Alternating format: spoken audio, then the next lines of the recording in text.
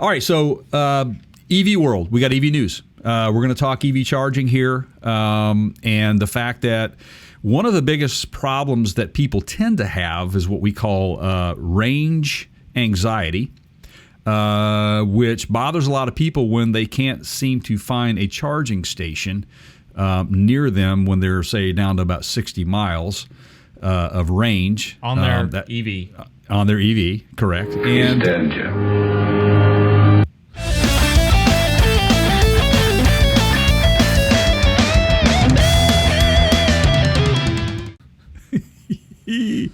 but that's not doesn't seem to be locations for charging are increasing exponentially. We've talked about this on many occasions. Everywhere, like driving into Yosemite, and some of that is some of these areas in the larger national parks. You're driving 45, 50 miles to get to them from the entrance. Yeah. To get to the entrance, sometimes it's 20 miles or more from the closest town. Yes. So that's 75 to 100 miles easy. Mm-hmm. And it's just not a problem. I think we saw 3 R1Ts in the park. Yeah. Oh, man. Stunning. Yeah. Yeah. Had one following me. Excited and for you on that, like, by the way. they're so unmistakable. It's such a good looking Thanks for truck. sending the pictures. And I know pictures do not do it justice. You got to see it in person. So I hear they're pulling massive. His Airstream down in the behind an R1T down in the park. I wonder if that was Electric Rivet. I think they have an R1T. It was a good looking setup. Yeah. We should check those guys out. There's charging stations in the park, and honestly, there were more charging locations than gas stations. Yeah, and to that end, though, the problem we have is not really necessarily the fact that we have the charging station infrastructure is there. The charging station outlets are there. They're becoming more and more frequently installed. They're everywhere. But it seems we have an EV charging station maintenance problem. Yeah. That is ensuing, and or that has ensued, I should say. And the problem we have is that there has been a study that has found that only 72.5% of 657 public fast chargers in the San Francisco Bay Area alone is actually in working order. That's under over 25% of those charging stations in the San Francisco Bay Area that are not working.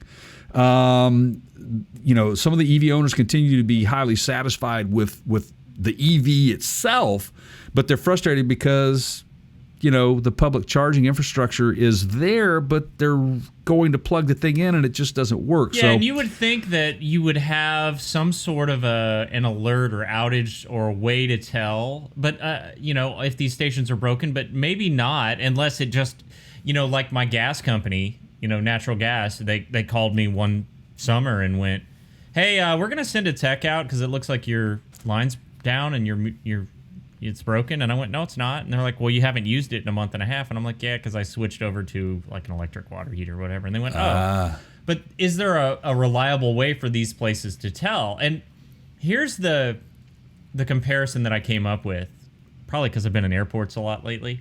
Right. You go into airports and you're sitting in the lounges and they've got those little charging ports on the chairs and half of them don't work. Right. And it's like, what happened? Somebody tried to plug something in that was pulling too much juice and it tripped the breaker or fried the circuitry or whatever. Right. Well, there's no universal charging standard yet on these EVs.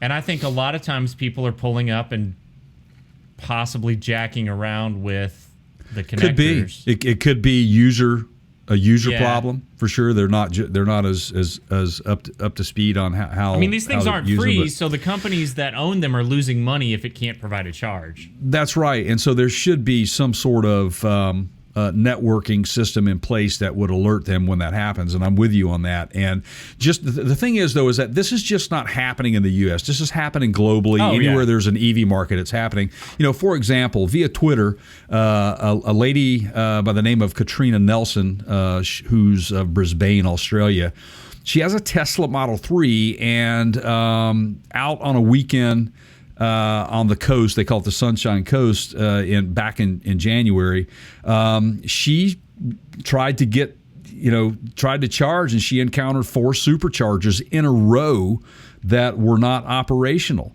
and it was not a good situation. And then, of course, last year here in the U.S., in Maryland, and this was also tweeted, both fast chargers at the Ken Hill Center in Bowie, Maryland were faulted, and another user added that both utility-owned fast chargers at the district court in Essex, Maryland, are also reporting as inoperable. Okay. So there's a maintenance problem. Sometimes. And so sometimes how do we, it's because remember when you plug these things in, okay, so what determines broken? Right. So for me, I'm not going to say it's broken. If I'm doing all the right things and I'm plugging into this thing and I'm not getting any results, and of course it happens on your cell phone sometimes too. You can take the flat bait, what do they call it, the Thunderbolt or lightning on your phone. Lightning cable on your phone, you plug it in. I've had those brand new cables sometimes plug it into the phone, and for whatever reason the contact was just not quite right, and pull it out and put it back in and it started charging. I think you might have some similarities here. Little magic eraser on that contact. Oh, see there, folks, right here on Parts Counter Guru, you just got a pro tip from Keith to do that. Thank you. Ask me how I know. How do you know that? The Side Shot has one of those, and that cord takes a lot of abuse. And those, like, they make them in generic, but I think Mr. Clean or whatever was the first magic. It's the white sponge. There's a name for them. It's some sort of foam. Yeah, I know what you're talking about. I don't know the name of it either, but I know what you're talking about. Anyway, you just rub it just for a second, cleans the contacts off. Don't get it wet or anything. Just dry magic eraser. Yeah. So what do you look for? I mean, how do you? Is there some sort of mild discoloration, not shiny? I mean, it's hard to tell sometimes. It could just be just a microscopic piece of dirt. It's crazy. Or whatever. Now, one other thing is that there's lightning around. Could lightning have struck the charger out there in the middle of nowhere? They have surge protection on a lot of. There's all kinds of voltage regulatory equipment inside those chargers. Even the, we throw the term fast charger around, right? Like how quickly it delivers the charge rate, how quickly that charge is delivered to the vehicle, and some of it is a sort of metering. It's going to push to a certain limit, and it's going to see if the vehicle will accept that or if it will try to throttle it back down. Right. And if you don't have a solid connection, or it's not in all the way, or there's junk in your charging port, right? You don't want that in life, right?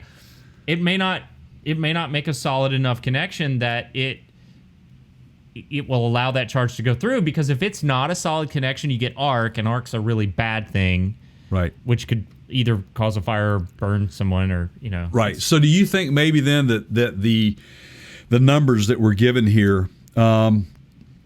Is it really broken EV chargers, or could it be equipment failure on behalf of the consumer? I think it's a good mix. What do you think? And I'm not basing this just on my opinion. Who was the guy they interviewed in this article from? Was it EVgo or iGo? Yeah. And he's basically saying the same thing. Like they're incentivized to keep these things up and running because they make money on them. And it's unfortunately it's not as easy as like a cell phone charging in your analogy.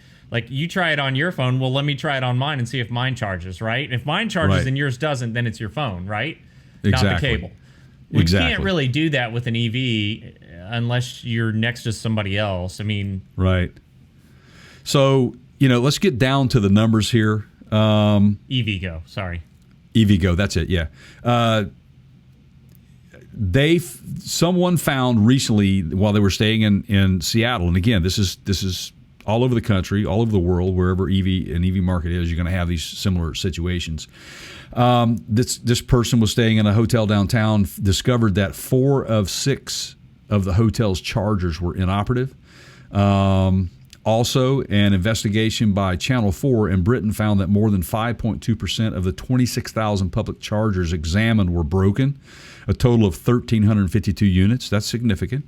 And an academic study co-authored by an emeritus professor at University of California, Berkeley, released last March, looked at 656 public DC fast chargers in the Bay Area, finding only, like I said, 72.5% of them working in working order. And they go on to say, and they made a statement, that this level of functionality appears to conflict with the 95 to 98% uptime reported by the EV service providers who operate the EV charging station. Okay, so are they giving false information, or are they throwing shade on it? What's the deal here? What do you think? Or just people vandalizing him, you know? It could be. So, I mean, my point here is this, is that when something like this comes up, there's opportunities for someone here.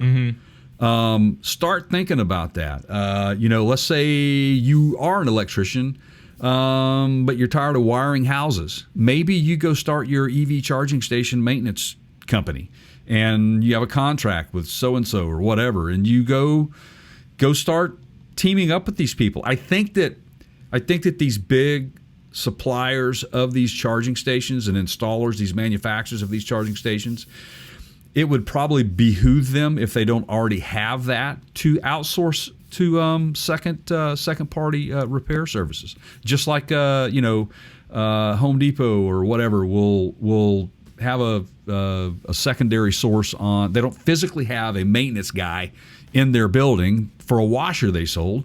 They go have someone that they have under contract. So I think this is where this is going to lead to, be more job opportunities for some people. Yeah, we've said this before. I think that, we're in an early generation of the EV market, and this is par for the course. This is part of it. Right? This is part of it, yeah. I mean, fuel pumps weren't always as reliable as they are today, and sometimes now, like especially with the ones that try to do the exhaust reclamation kind of gas fume thing, I had a hard time getting one of those to work while I was in California last week. Like, I couldn't get the stupid, and it was a brand new 2022 Nissan Frontier truck, and I couldn't get the thing to like create a seal. Oh, and gas just wouldn't pump. It just wouldn't pump. Holy cow. That's it crazy, happens, man. It's going to happen. I mean, how do we solve it? Like, I think it's technology, and it's just going to take time. Well, you're absolutely right. And I think we take all of these things seriously, especially with this market starting the way it has. And again, it kind of trickled into play in, say, 2019, 2020. And then now all of a sudden, here we are talking about the heavy influx of these new EV manufacturers. No lie, Jay. Now, I know this is just a portion of the country, but we started as kind of a fun little modern-day version of a car game where you like count the number of like red barns you see, or license plates or whatever. We decided to count Teslas. Oh my God. And when we got to the point in Yosemite, driving out to Yosemite, where it was like every third car was a Tesla. That's insane. And we just went, all right, well, this is stupid. We're at 500. We got to 500 and we decided to quit. That's just crazy. Yeah. So they're prominent. It's absolutely, and that's just Tesla. Yeah. And of course, saw some Polestars, as you know. Yeah, Polestars, man. Wow, dude. I mean, there's Lucid. You said you saw a Lucid, right? Didn't you? Well, that was a pre-production model. Okay. But the Polestars were actually owned by, like, there were people driving them around, like they were private vehicles. Right.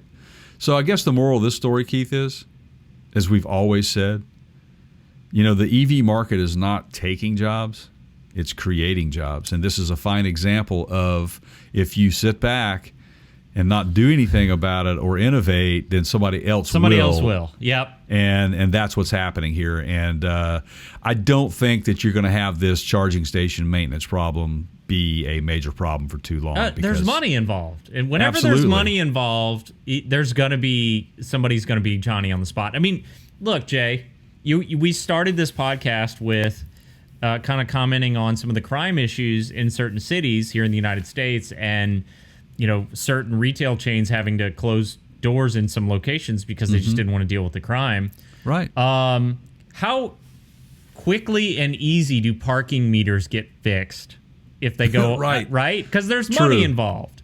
Absolutely. When there's money to be made, somebody's going to fix it. That's right. And, look at what Shell has recently done. We podcasted about this. You can check that out over on youtube.com/partscountergurus. There is a video out there. We also podcasted about it, like I said, and Shell Oil basically converting gas stations into charging ports, charging stations. I think you're going to see a lot more of that. I declared to my family on this trip, this may be an I told you so moment later. I have a feeling what's happening right now in the petroleum industry with the high fuel prices might be their own undoing. And so what I mean by that is it appears to me, now I have all the answers here, but it appears to me that there's get while you can kind of tactics going on with some of these companies with the high fuel prices, meaning like I don't think the barrels are costing them. There's not a direct correlation between the cost of a barrel of oil and what we're paying at the pump. I think there's some higher prices right now. And I understand that they're thinking, well, the EV markets are coming on strong and we better get it while we can. I think they're pushing more people to go buy electric vehicles. Absolutely. I think so. And I don't know if this is planned. Right. Well, I mean, yeah. I mean, the auto industry and the fossil fuel industry, the oil companies, they work hand in hand together here. I just talked to a Uber driver, to Tesla, right? And is like a third of the cost to lease a Tesla and use it for rideshare than her Toyota Camry. Oh, I'm sure she had. Right. And she's like, I got tired of basically paying, like, I'm just from a business perspective, like just the cost of powering that vehicle so much less. And I think that's going to be a factor regardless of the environmental situation, regardless of all of that stuff. People are just looking at their wallet and going, well, it's going to be cheaper if I just over the next 5 years plug one in. And you're going to have maintenance on the things. We know that, but no, you don't. They don't. There's no brakes on a Tesla. You don't know. Come on, man. There's no tires, but not nearly the maintenance that you would have upkeep for the engine itself. You know what I'm saying? So there are advantages to that. If you are, commercially using your vehicle, your personal vehicle as an Uber driver or something like that, or a cab or something like that, it makes sense. Or I mean, look, DoorDash. These. Look. There's so much happening out there with private vehicles today, and those are the folks that really suffer at the pumps. So just saying, that's their livelihoods.